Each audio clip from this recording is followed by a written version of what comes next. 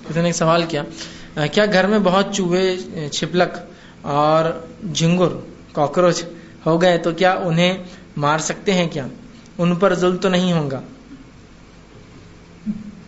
ٹھیک. اور سوال ہے پیگننسی مطلب حمل کی حالت میں مار سکتے ہیں کیا؟ دیکھیے سب سے پہلی چیز تو یہ کہ ایسا کوئی بھی جانور یا کوئی بھی چیز جو موذی ہو، نقصان دہ ہو انسانی زندگی کو، اس کو مارنے میں کوئی حرج نہیں. تو اگر آپ کو ڈر ہے یہ چھپلکی آپ کے کھانوں میں گر سکتی ہے، دودھ میں گر سکتی ہے، بچوں کچھ بھی ہو سکتا ہے مر، اور زہریلی ہوتی ہے گھر کی چھپلکیں جو ہوتی ہیں، اس وجہ سے آپ اس کو مارتے ہیں اپنی حفاظت کے لیے، تو درست ہے. جنگل میں جا کر مارنا گناہ ہوگا، ورنہ جنگل میں جا کے اور چھپلکوں کو ماریں گے اپن، تو یہ غلط ہے، اس لیے کہ وہ ان کی رہائش گاہ ہے.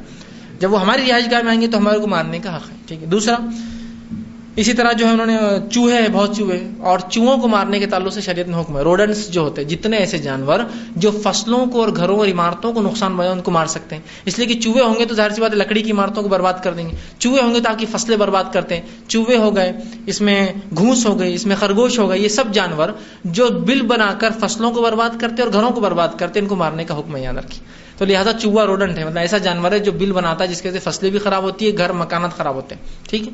تو لہٰذا آپ چوہے کو مار سکتے ہیں اس کے نقصانات کی وجہ سے. ٹھیک. تو لہٰذا چوہے کو مارنے کا کوئی حرج نہیں.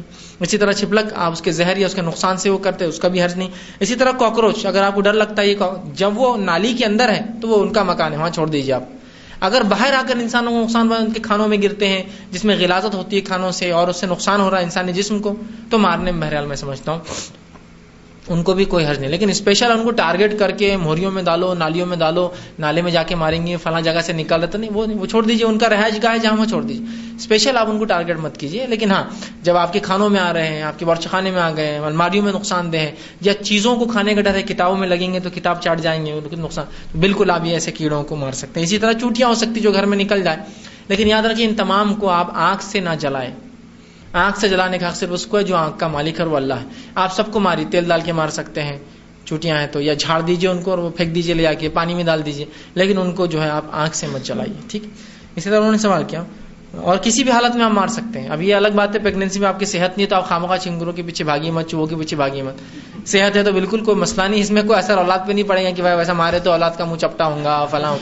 لوگوں کے بڑے عقیدے رہتے ہیں نا، چوری چلائے تو ہونٹ کٹا ہوا پیدا ہوتا، چپل وہ کرے تو چہرہ ناک وہ ہوتی، فالتو باتیں. ایسا کچھ نہ کرنے کے باوجود بھی ایسا ہوتا ہے. اور زندگی میں انسان کیا نہیں کرتا، یہ خامخواہ دیکھو تم نے ایسا کرا تو ایسا ہوا. ایسا تو کسی کو بھی ریلیٹ کر سکتے ہیں آپ، کوئی بھی چیز کو کسی بات سے آپ لگا سکتے ہیں. ٹھیک.